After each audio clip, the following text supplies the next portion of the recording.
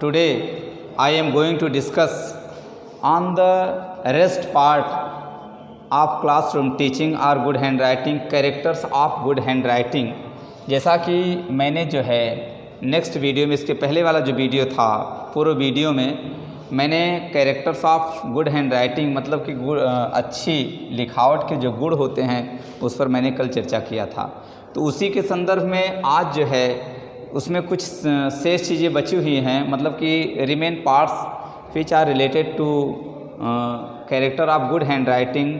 Under classroom teaching के अंतर्गत जो है जैसे उसमें सजेशंस फॉर गुड हैंडराइटिंग, मतलब कुछ ऐसे बिंदु हैं जिस पर अभी हमें आपको चर्चा करना है। मतलब यहाँ पर ये बताया जा रहा है कि what are issues which can help in writing in good handwriting, मतलब कुछ ऐसे बिंदु होते हैं जो आपको अच्छे लिखावट में मदद करते हैं, हम उस पर चर्चा करने जा रहे हैं।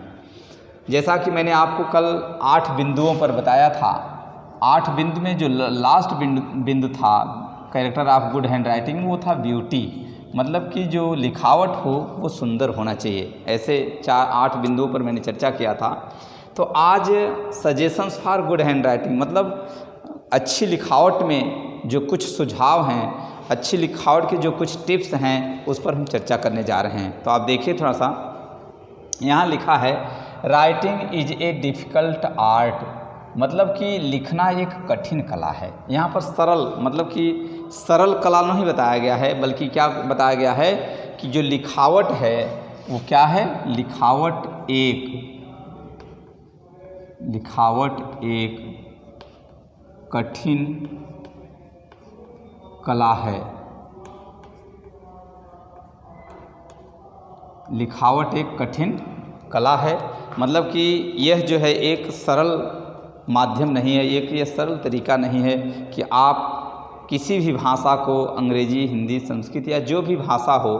उसमें जो लिखावट, मतलब अंग्रेजी भाषा की लिखावट के लिए बताया गया कि लिखावट एक कठिन कला है। विच नीड्स प्रैक्टिस, मतलब कि ये जिसमें निरंतर, मतलब यहाँ निरंतर अभ्यास की आवश्यकता होती है, निरंतर अभ्यास की आवश्यकता होती है,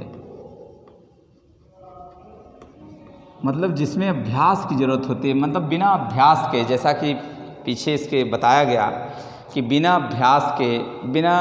क्या कहते हैं लेटर्स के बनावट के, मतलब कि जो अक्षर के बनावट हैं उनकी बिना जानकारी के, उनको सही से लिखने बिना, जैसे इसमें बताया गया था क्लासरूम टीचिंग के अंतर्गत कि अल्फ़ाबेट को तेज़ी से पढ़ना चाहिए, अल्फ़ाबेट को प्रोनाउंसिएट, शुद्ध प्रोनाउंसिएट के साथ, मतलब सही उच्चारण के साथ पढ़ना चाहिए। तो इसमें भी बताया जा रहा है कि इसमें निरंतर अभ्यास की आवश्यकता होती है। एंड ग्रेट अटेंशन,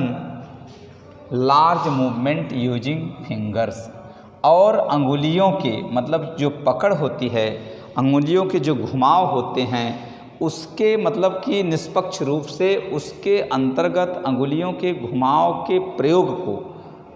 सही से जानकारी, मतलब अंगुलियों के घुमाव के प्रयोग को, अंगुलियों के नियंत्रण को, मतलब कि writing should be begin with the training in muscular control. ये कहा जा रहा है कि एक ग्रेट अटेंशन राइटिंग, मतलब एक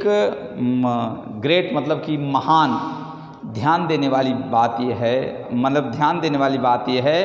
कि उस पर, किस पर ध्यान देना चाहिए कि writing should be begin with training in muscular control. अंगुलियों या जो मस्कुलर, मतलब कि जो अंगुलियां हैं उनकी जो मांसपेशियां हैं उनको ध्यान में रख करके, उनको नियंत्रण में रख करके, मतलब उस पर नियंत्रण रखते हुए ध्यान में रख करके राइटिंग को शुरू करना चाहिए, लिखावट को प्रारंभ करना चाहिए। Through fairly large movement using fingers in, जैसे जो अंगुलियां हैं उनका घुमाव, उनका मतलब एक प्रकार से फेयरली लार्ज मूवमेंट, मतलब वो कितने प्रकार से घूमना चाहिए, कहाँ तक फैलनी चाहिए, कितने उसकी कलम पर पकड़ होनी चाहिए, इन सब चीज़ों को ध्यान में रख करके निरंतर अभ्यास के अंतर्गत लिखावट को सरल बनाया जा सकता है और लिखावट को सीखा जा सकता है। कहने का तात्पर्य है writing is difficult art which needs practice, मतलब जिसको आवश्यकता होती है, and great attention. Writing should begin with training in muscular control through fairly large movement using fingers in. मतलब ये कह रहे हैं कि ये जो अभ्यास की आवश्यकता होती है, या अभ्यास जो हम आप करना चाहते हैं, या अभ्यास का जो दायरा होता है, अभ्यास कहाँ करना चाहिए, कैसे उसको प्रैक्टिस में लाना चाहिए, इसके इशू को, इसको बिंदु को, इसके पहलू पर चर्चा हो रही है। तो लार्ज मूवमेंट यूजिंग फिंगर्स मतलब कि अंगुलियाँ जो होती हैं उनका लार्ज मूवमेंट, मतलब उनके अंदर जो मूवमेंट होता है, उनके अंदर जो क्या कहते हैं कि उतार चढ़ाव होता है, उनके अंदर जो पहल होता है, अंगुलियों की जो पहल होती है वो कहाँ होनी चाहिए, कैसे होनी चाहिए, इस पर चर्चा करते हैं। तो इस प्रकार से ये कहा जाता है कि writing is a difficult art which needs practice and great attention. Writing should begin with training in muscular control through fairly large movement using fingers in. इस प्रकार से मतलब इनको जो है, मतलब अंगुलियों को किस प्रकार से कहाँ घुमाना चाहिए, तो इन्होंने पहला जो बिंदु बताया, अर्थात अच्छी राइटिंग लिखने के लिए जो पहला बिंदु है जहाँ पर प्रैक्टिस किया जा सकता है वो ट्रे ऑफ सैंड। मतलब जिस प्रकार से आप देखते हैं कि ये बनी है तस्वीर, जो बनी है ये ट्रे ऑफ सैंड है, मतलब कि एक ट्रे है जिस पर सैंड, जिनमें सैंड रखा है। सैंड मीन्स बालू। अब जैसे जो बालू का जो मतलब कि ट्रे है, मतलब कि sand of tray of sand जो है, उसमें यदि आप जैसे यहाँ पर मैं बनाया हूँ, आप देख सकते हैं, इसके कहने का तात्पर्य है कि इस पर आप अंगुलियों को किस प्रकार से किधर खींचना है, किधर नहीं खींचना है। इधर बालू पर अगर आप अंगुली रख कर के खींचते हैं तो वो अंगुली जो है सही सही अक्षर के मतलब उसके जो शेप साइज होते हैं उसके खिंचाव की तरफ सही सही जाएगी। कहने का तात्पर्य है कि जैसे ये बालू का ढेर है, अब इसमें आप ए लिखना चाहते हैं, देखिए आपने ए लिख दिया। अब इसी को बी करना चाहें तो बिना किसी दबाव के, बिना किसी जोर के आप उसमें जो है सही अक्षरों को, उसके सही आकार को, उसके सही लंबाई को, उसके ऊपर नीचे के जो आकार होते हैं उसके सही खिंचाव को आप लिख सकते हैं। तो इन्होंने सुझाव जो दिया है suggestion of good hand writing, तो उसमें एफ.जी. फ्रेंच ने एक सुझाव दिया। एफ.जी. फ्रेंच ने एक अपने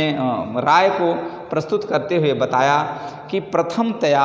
जहाँ पर लर्नर जो है अंग्रेजी के अक्षरों के साथ शब्दों को नहीं लिखना जानता है, शब्दों को बनाने की कोशिश करता है और अच्छी हैंड राइटिंग उसकी नहीं है, तो वो क्या करेगा, वो पहले ट्रे ऑफ सैंड मतलब एक ट्रे में बालू का ढेर, बालू को लेकर के उसको फैलाएगा।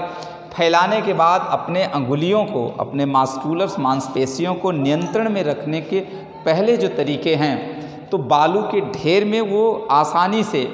किसी भी अक्षर का निर्माण करेगा और उसको सुचारू रूप से रूप दे सकेगा। तो पहला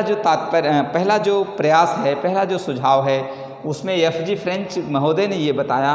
कि बालू के ढेर पर पहले प्रथमतया बालू के ढेर पर ही प्रैक्टिस करना चाहिए। मतलब कि लिखना एक कठिन कला है, सरल कला नहीं है, सामान्य कला नहीं है, एक कठिन कला है जो क्या कहते हैं कि मतलब बालू के ढेर से प्रारंभ करना चाहिए। तो इस प्रकार से आप देखते हैं कि मतलब लिखने की कला जो है बालू के ढेर से प्रारंभ होना चाहिए और वहाँ पर अच्छी। अब हम उसी क्रम में, जैसा कि एफ.जी. फ्रेंच महोदय ने जो बताया है, उसी के क्रम में हम दूसरे बिंदु पर चर्चा करते हैं।